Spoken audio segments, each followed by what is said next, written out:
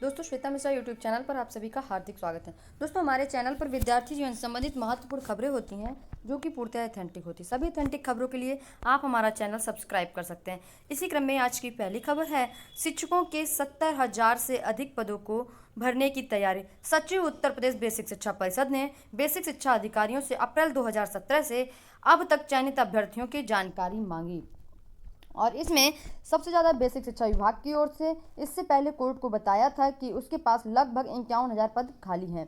लगभग 22,000 से अधिक पद 68,500 के और 68,500 शिक्षक भर्ती के कुछ पद ही भरे गए थे, लेकिन अब तक 70,000 से अधिक पदों की नियुक्ति की जानी है। बेसिक शिक्षा परिषद की ओर से 2017 से अब तक हुई नियुक्तियों की जानकारी मांगने के बाद अभ्यर्थियों में उम्मीदें जगी हैं कि अब जल्द से जल्द हो सकता है भर्ती हो जाए और हो सकता है इस और जो 69,000 शिक्षक भर्ती में से कुछ सीटें खाली रह गई थीं, उसमें 26 जून को काउंसलिंग का कार्यक्रम घोषित किया जाएगा।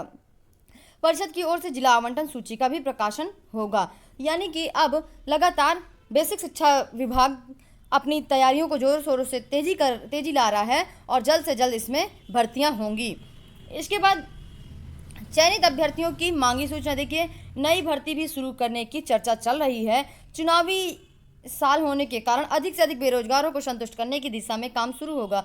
वर्तमान में प्राथमिक स्कूलों में 70,000 से अधिक पद खाली हैं। निःशुल्क एवं अनिवार्य बल शिक्षा का अधिकार यानी कि आरटीई के मानक के अनुसार रिक्त पदों की संख्या 1,40,000 से अधिक है।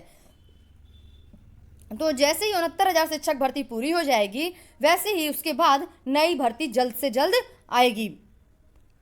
इसके बाद फिर जुलाई में जारी होंगे हाई स्कूल व इंटर के अंक पत्र। हाई स्कूल व इंटर के अंक पत्र जो हैं वो जुलाई में जारी हो जाएंगे। उत्तर प्रदेश मुख्यमंत्री डॉक्टर दिनेश शर्मा ने बुधवार को ये बात प्रदेश शिक्षा सेवा चयन आयोग के जल्द गठन को लेकर आयोजित बैठक में कही है। इसमें बेसिक, माध्यमिक और उच्च शिक्षा विभाग के अधिकारियों से चर्चा की गई है। तो अब जल्द ही इसके जुलाई में अंक पत्र आ जाएंगे हाई स्कूल व इंटर के। इसके बाद बेसिक शिक्षा लंबे समय से एक ही जगह में जमे कर्मी 10 जुलाई तक हटाए जाएंगे। बेसिक शिक्षा विभाग दफ्तरों व स्कूलों में लंबे समय से जमे अधिकारियों व कर्मचारियों को 10 जुलाई तक स्थानांतरण करने का आदेश दिया गया है। वहीं एक ही पटल पर 3 साल से जमे बाबुओं के पटल बदलने के भी निर्देश दिए गए हैं। अपर मुख्य सचिव रेणुका कुमार ने एक स्थान में जमे खंड शिक्षा अधिकारियों, समूह ग के लेखाकार, सहायक लेखाकार, वरिष्ठ संप्रेक्षक, कनिष्ठ संप्रेक्षक व चतुर्थ श्रेणी कर्मचारियों का तबादला अवरोही क्रम में अनिवार्य रूप से करने के दिशा निर्देश दिए गए हैं। तो 20% तक कर्मचारियों के तबादले करने के आदेश दिए गए, यानी कि जो अधिकारी लगातार कई वर्षों से एक ही जगह पर हैं, उनके तबादले होने निश्चित हो गए। 20% से अधिक कर्मचारियों का तबादला होगा। इसके बाद प्राथमिक कक्षाओं के लिए दाखिला 28 से। ये नई दिल्ली की खबर है। 2021-22 में सरकारी स्कूलों की प्राइमरी कक्षाओं के लिए 28 जून से दाखिले के लिए आवेदन प्रक्रिया शुरू होने जा रही है, जिसमें कुछ इस प्रकार से महत्वपूर्ण तारीखें हैं। 28 जून को सर्वोदय विद्यालयों में नर्सरी, केजी और कक्षा पहली में दाखिले के लिए फॉर्म उपलब्ध होंगे। 12 जुलाई जिसकी अंतिम तारीख होगी और 14 जुलाई स्कूलों में दाखिले के लिए आवेदकों की सूची प्रकाशित होगी और 14 से 16 जुलाई त्रुटि सुधार के लिए होगा। इसके बाद 20 जुलाई कुल सीटों के से अधिक आवेदन आने पर ड्रा होगा। फिर 24 जुलाई को सूची स्कूलों में लगाई जाएगी ड्रा में चयनित बच्चों की। फिर 26 से 4 अगस्त तक स्कूलों में दाखिला लिया जाएगा। 5 से 7 अगस्त तक वेटिंग लिस्ट में शामिल बच्चों का दाखिला लिया जाएगा। 9 अगस्त में सीट खाली रह जाने पर पहले आओ पहले पाओ के आधार पर दाखिला दिया जाए। कुछ इस प्रकार से दिल्ली सरकार की ओर से प्राथमिक कक्षाओं में दाखिला शुरू होने जा रहा है। फिर इसके बाद टीकाकरण के साथ अक्टूबर में कैंपस खोलने की तैयारी। नई दिल्ली में विद्यार्थियों को दाखिला लेने के लिए आवेदन पत्र में वैक्सीन की जानकारी देना जरूरी होगा। फिर इसके बाद ऑनलाइन कक्षा में शामिल नहीं होने पर रोकी छात्रवृत्ति। ये है NSD national school of drama Delhi campus के छात्रों ने संस्थान की कार्यप्रणाली के खिलाफ ऑनलाइन याचिका लॉन्च की है।